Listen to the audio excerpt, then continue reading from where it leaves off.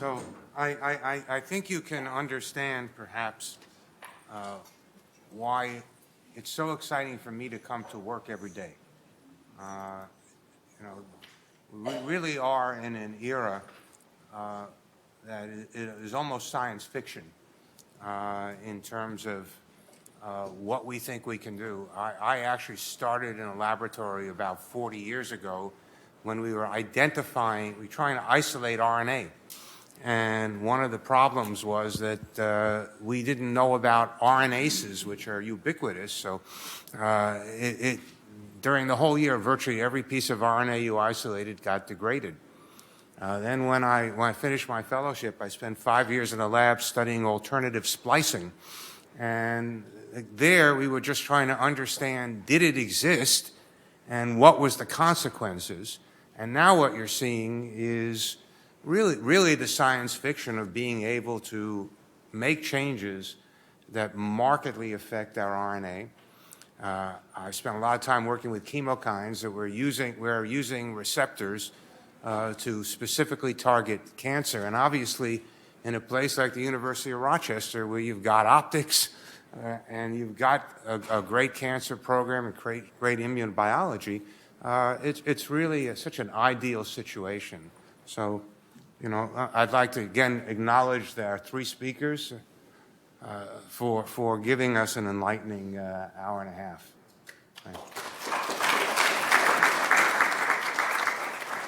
And I would suspect the best is yet to come in terms of the use of all of these technologies and really taking a very different approach, which will clearly require us to understand ethics, will clearly require us to figure out how we can do these things less expensively, because I do think it's starting to allow us to treat diseases which we never imagined we could treat. So I'd like to shift gears a little bit and try to, in about a half an hour, give you some sense of where the medical school is at the present time. For some of you, this is a sort of a part of my yearly update. For others of you, you probably haven't heard anything for a long time. So I've tried to create a balance. This is just to give you some sense of the educational programs at the medical center. And that, in fact, actually one of the smallest programs is our undergraduate medical school, which takes about 104 students a year. We were hearing before in the medallion ceremony for the 50th year classes that there were 5 women and 67 men. It's now 54% women over the last 5 years. But also we have a very large graduate program with 500 students, roughly 350 getting PhDs and in 12 different areas, and another 150 or so getting masters. Our graduate medical education program now has 768 actual residents and fellows in 80 different specialties. Our School of Nursing has 500 students get in 12 different types of nursing degrees, including doctorates. Our dental program has 140 residents, and we have a faculty that is continuously being educated.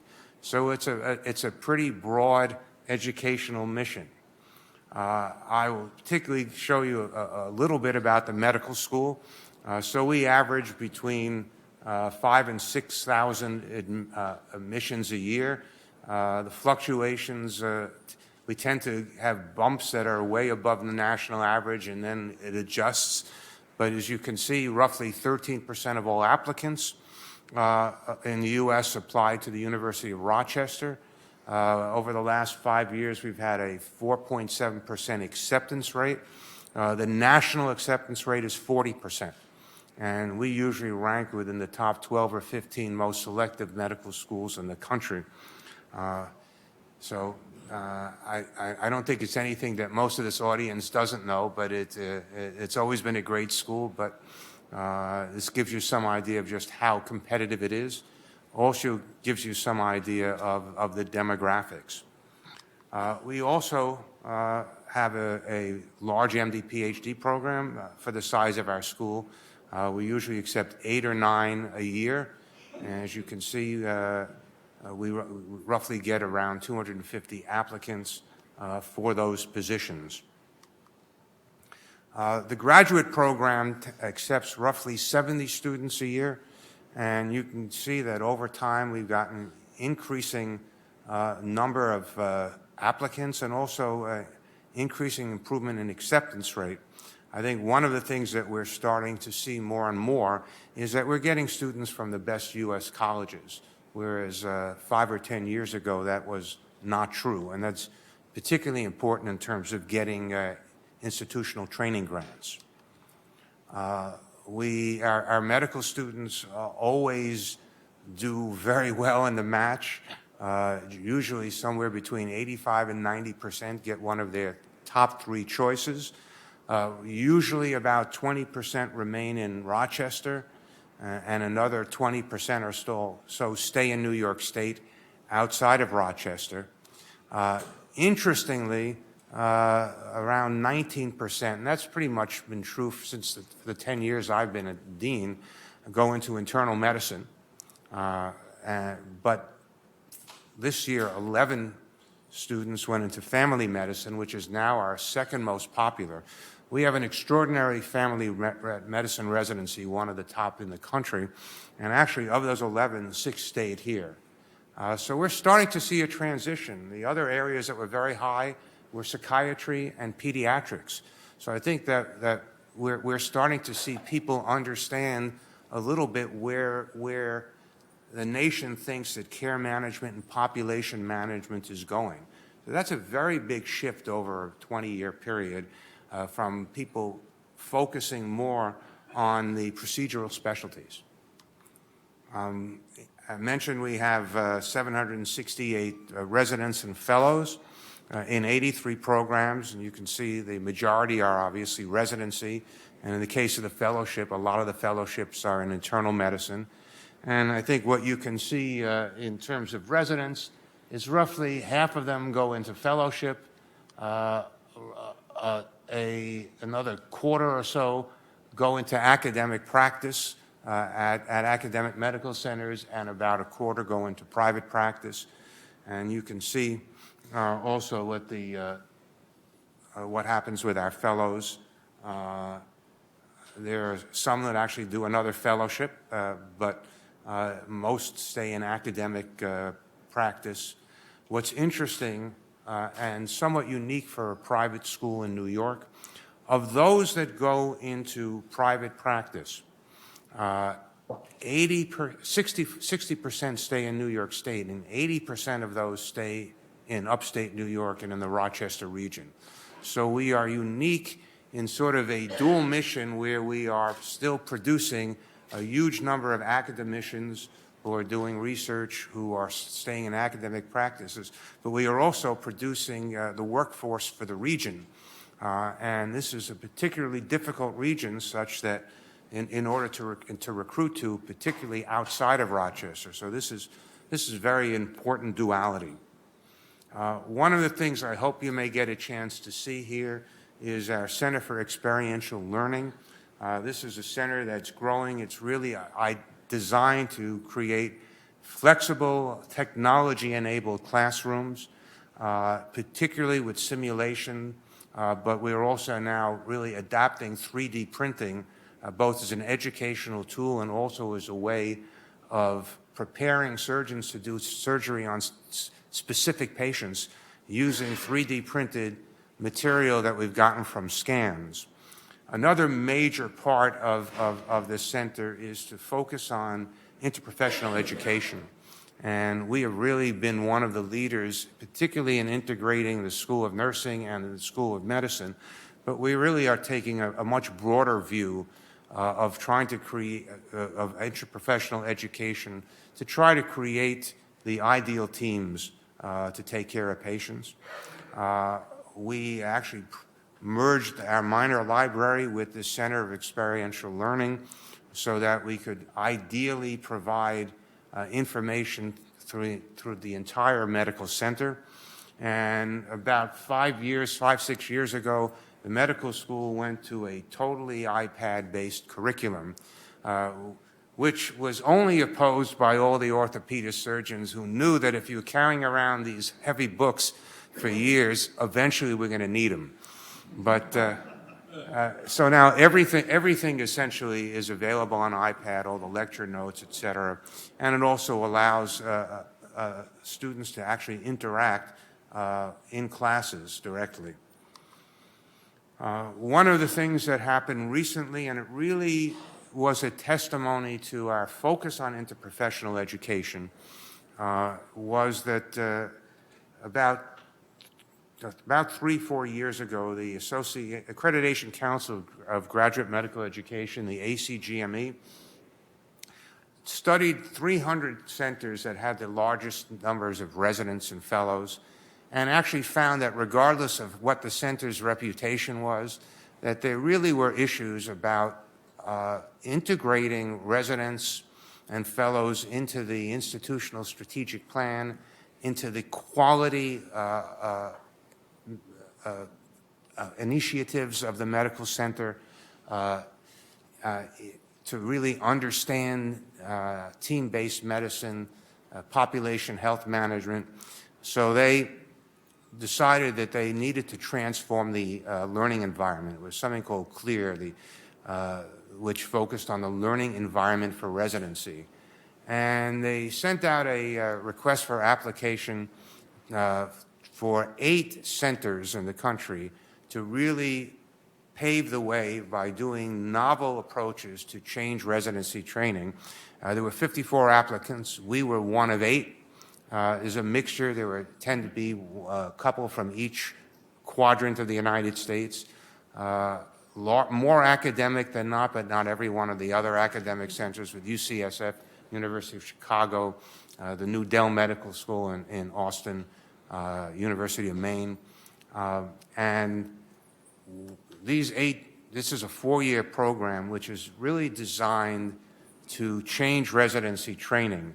Our program, it turns out we've actually been the most successful of the group, and we've seen that the other 7 programs are starting to look more like ours.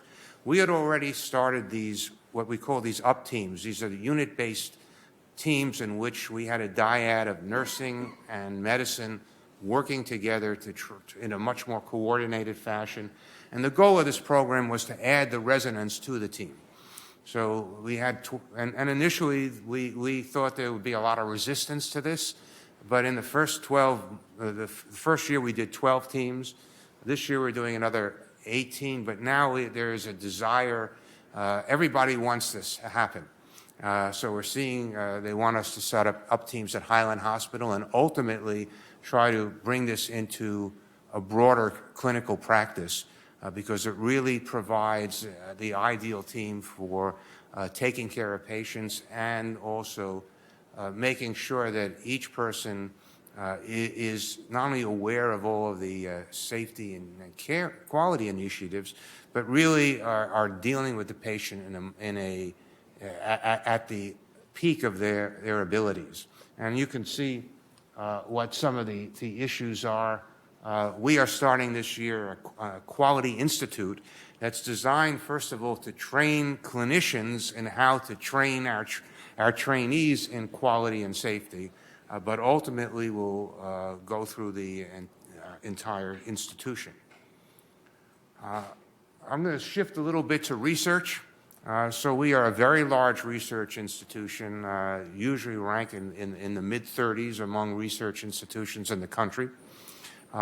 We have close to $250 million in total funding, about $150 million in NIH funding, and there are actually with a faculty of about 1,600, roughly 700 are investigators on grants. So we have a very substantial part of our faculty involved in research, and roughly 300 are principal investigators on NIH grants.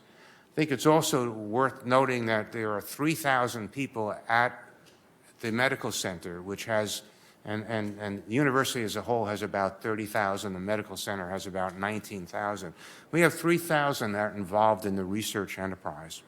And what we've tried to do, and you've heard a little bit of it today, is to move away from departmental-based research into programs of excellence that are both multidisciplinary, multi-departmental.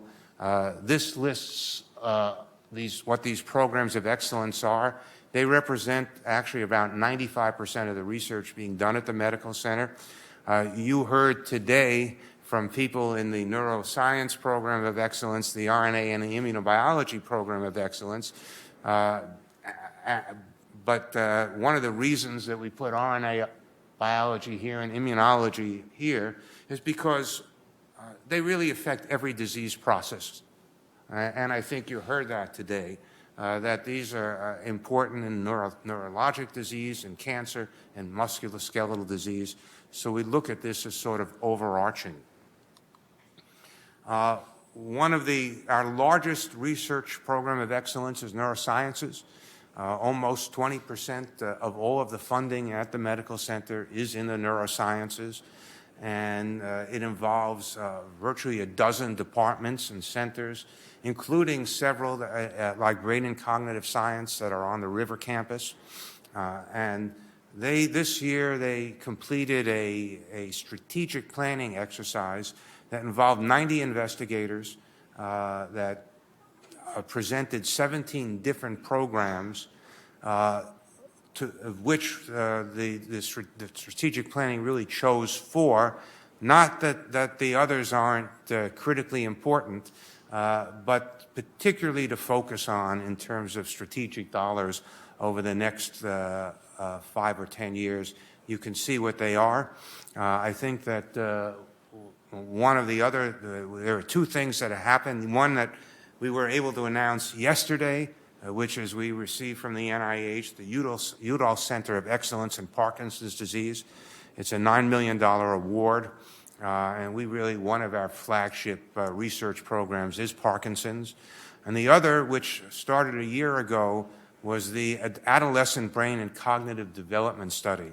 It's one of the most clever acronyms ever coming out of the NIH, ABCD. Only cardiology could be more clever, I will tell you. And it's actually one of the largest studies ever funded by the NIH. And I think this is a very important study and worth mentioning. We are one of 20 sites across the center doing this. And what it's really trying to do is to sort of replicate the Framingham study for young neuro disease. So it's taking 10,000 children who are allegedly normal between ages of 9 and 10, doing functional MRI, doing an intake, very extensive intake, and then following them over time to look for the development of behavioral disorders, cognitive disorders, problems in school, etc., with the concept, can you use this just as we did in the Framingham study, and just as Phil Greenland will probably talk about when he does his distinguished alumnus lecture, because he's been really one of the leaders in understanding cardiac risk factors. Can we use this in the same way to early intervene and treat?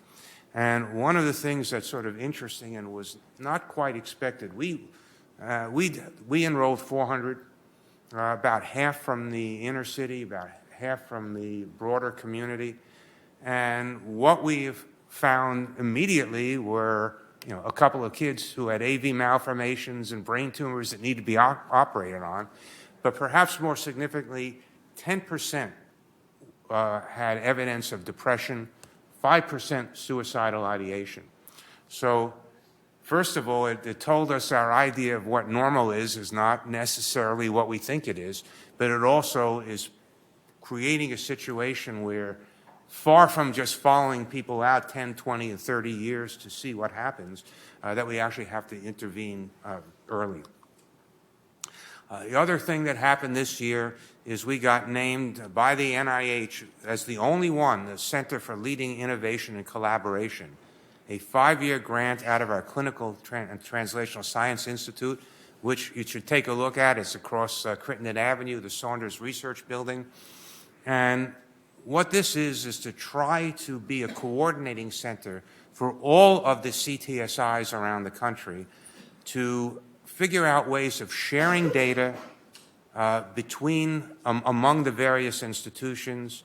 So it's creating communications strategies, sharing best practices for translational and clinical research, trying to avail ourselves of the fact that we're all now on some electronic record and therefore can share data across many of these research platforms. And I think we were very honored that we were chosen, again, partly because of our collaborative nature, to be one of these.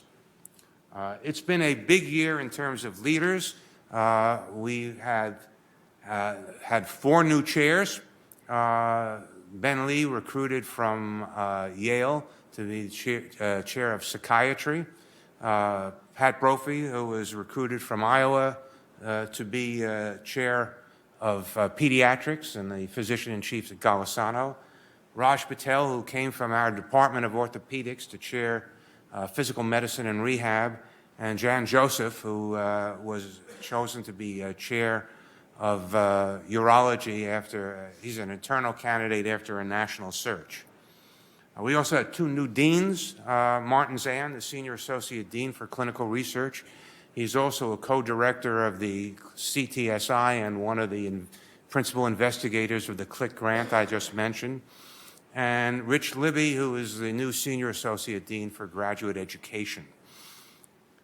We also had a new leader this year in terms of the medical center, Karen Davis, who became our chief nursing executive, coming from the Johns Hopkins system, and we have been thrilled that she joined us.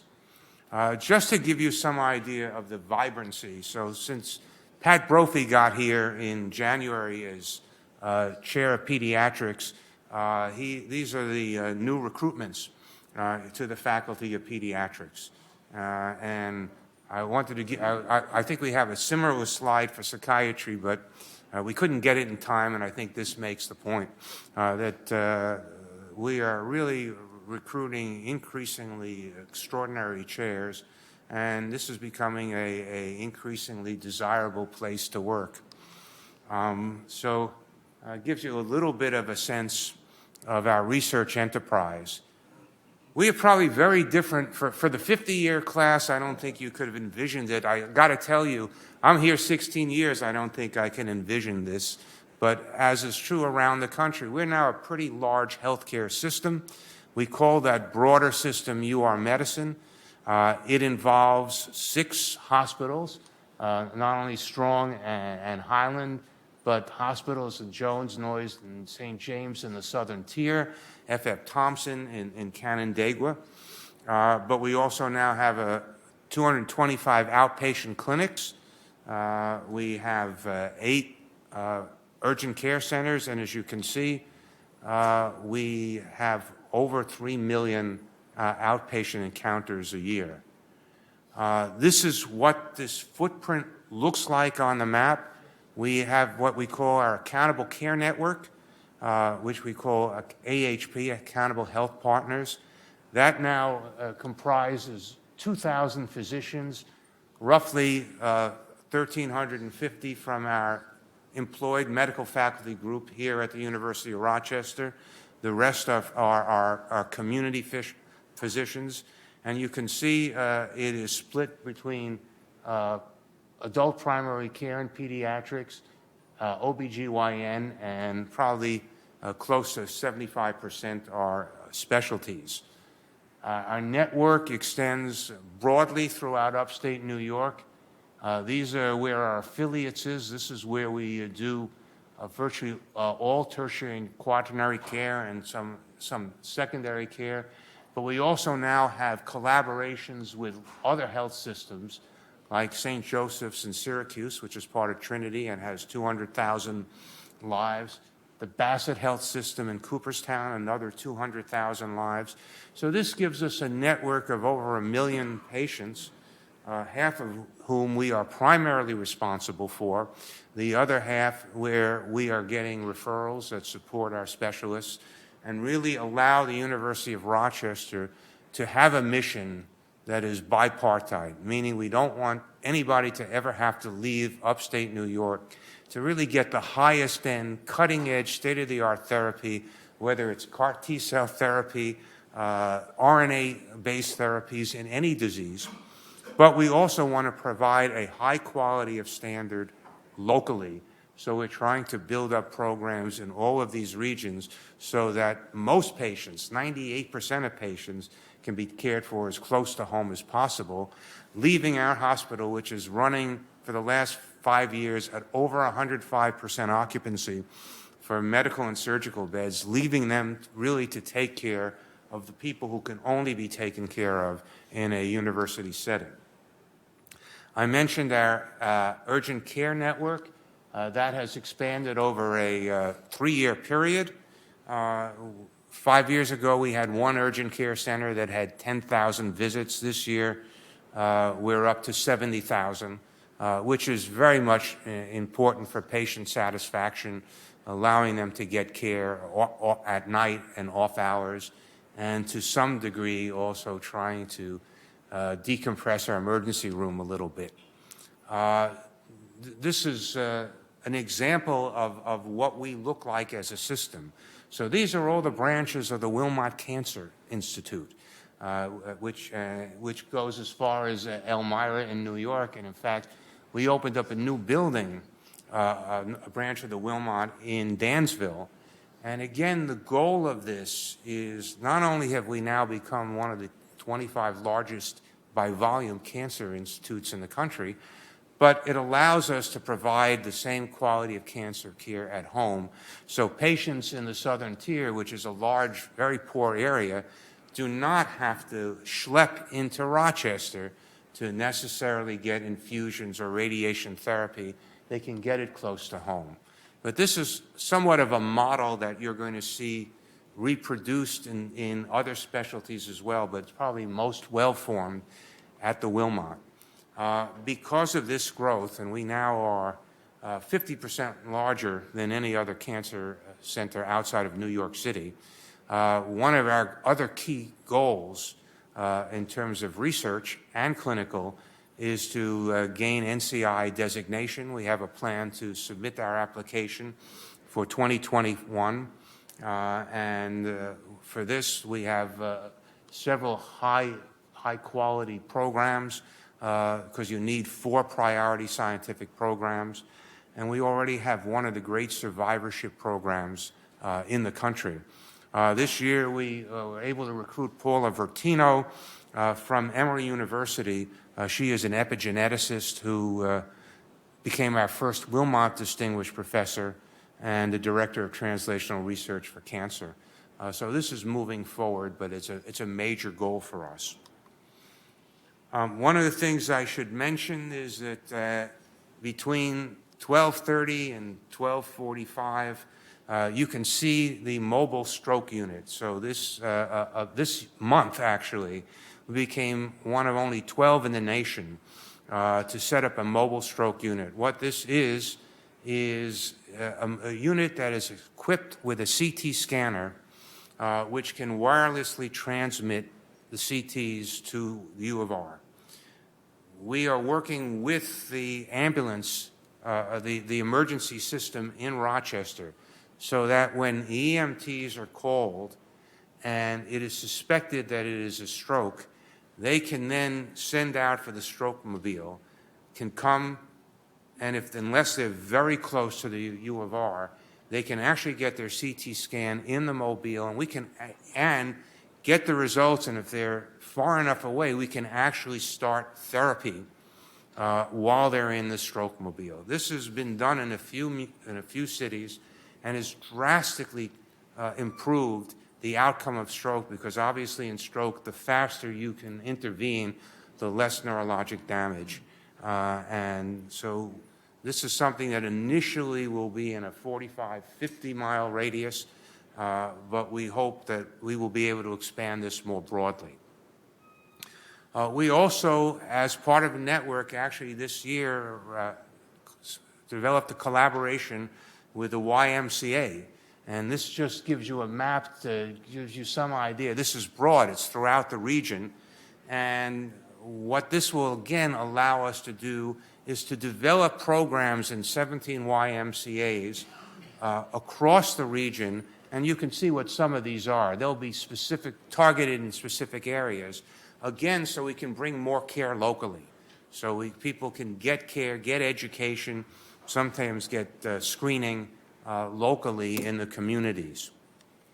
I'm not going to say much about this, but except that, as you can imagine, given the growth of the system, we're seeing huge growth in surgical discharges from Strong, from Highland Hospital, again, where they're most often above 100% occupancy. We are increasing our outpatient encounters almost by 200,000 a year.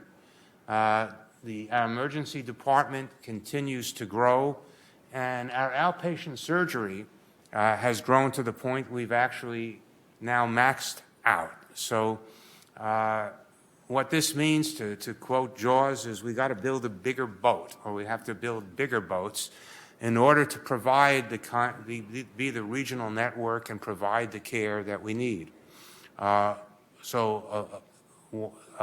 the things that we are really formalizing this year are plans for 2 buildings. One is a new building. This is our current emergency room. This is the entrance to the hospital. So here is where we envision the building. So it'd be to the right of the emergency room if you're looking at it. This will increase emergency room space by 3-fold. It was originally built for 50,000 people. We're now seeing 125. Will allow it to be all private rooms and with specialty areas, and then will allow additional floors which will both allow us to expand our beds, but more importantly, convert all the beds at Strong and in this tower to private rooms. I hope all of you will get a chance to look at some of the buildings that have already come up. So we have the Golisano Children's Hospital and the Cancer Center, both of which actually are all private rooms, including what I think is one of the most extraordinary things is our neonatal ICU, which also has private rooms so that parents can stay with their preemies 24/7. We're also building an orthopedics building, which will not only expand the number of operating rooms, number of exam rooms by about 50%, but will allow us to move all of the orthopedic operating rooms to this building, and will create a sports medicine campus with a field house because we now have a destination sports medicine program for upstate New York. This will allow us to use our current outpatient ORs for everything but orthopedics. So these are 2 buildings that will help us provide services to the region. Finally, last but not least, I just give you a snapshot of what we look like. We are now this medical center is about a $3.7 billion operation. It has an actual operating margin of roughly $66 million, a little bit more than we anticipated. But to understand that margin, this is after both support of the university, but also after $60 million of investment in research and education. And what we have actually done is to move into a fully integrated budget so that we make sure that we can adequately provide for our 3 great missions. And lastly, and very importantly, and for which we owe the people in this audience a debt of thanks, we had another great year in terms of advancement. I think this is particularly important because we are not in the middle of a capital campaign yet, but so you are worried that when you don't have a campaign, it will go down. It actually went up.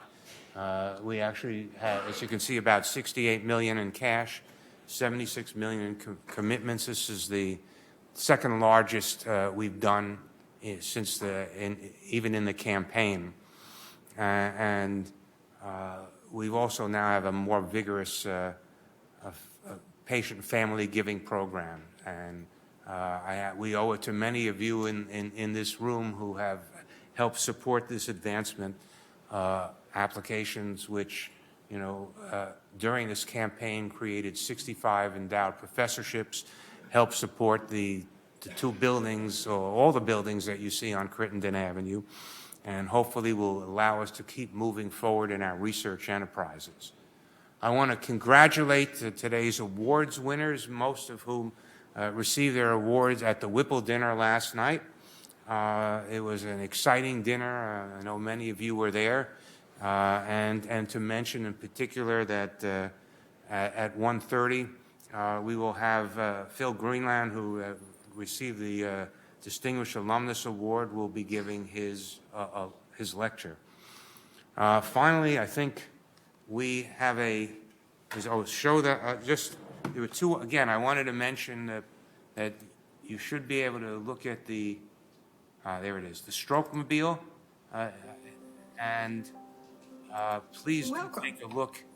I'm Ruth Anderson Lawrence, the class of 1949. I'm sitting in the very spot I sat in 1945 when I came to medical school, and my class met with George Whipple for our very first gathering. I'm excited to take you on a tour of the historic and important locations in the School of Medicine and Dentistry and the hospital. We call it the Heritage Trail. I hope you enjoy it. Our next stop will be Whipple Auditorium on the second floor. Well, this room was one of the original rooms in the medical center when it was built in 1925. And every class, their first day, assembled in this room and met the dean, Dr. George Whipple. This room was cement block walls and very uncomfortable seats. They were wooden. Now we head to the first floor to see the minor library. As you enter the library, walk straight back to the reading room, which is the original main entrance and lobby of Strong Memorial Hospital, and where the original fireplace still remains. We used to come in the front door of the hospital, one flight down, and walk up this very elegant set of stairs, and you'd be in the lobby of the hospital. These wonderful walls are just the same, and probably the thing that every student remembers is the fireplace over there. And it was always going. Our next point of interest is the original office of George Whipple, the school's first dean and a Nobel Prize recipient. He occupied the office from 1953 to 1976. It's now called the Whipple Museum. After his death in 1976, the decision was made to memorialize Dr. Whipple by leaving his office just as it was when he passed away. To this day, the books, the papers, and the personal items in the office lie in the exact spot in which he left them. This room looks just like it did when I was interviewed in 1945. Directly across from where the old bookstore used to be, on the ground floor, is the original entrance to the School of Medicine and Dentistry. If you go outside, you can see the 4 columns. Our final stop is the original student mailboxes. As you can see, the mailboxes are the same, only their location has been changed.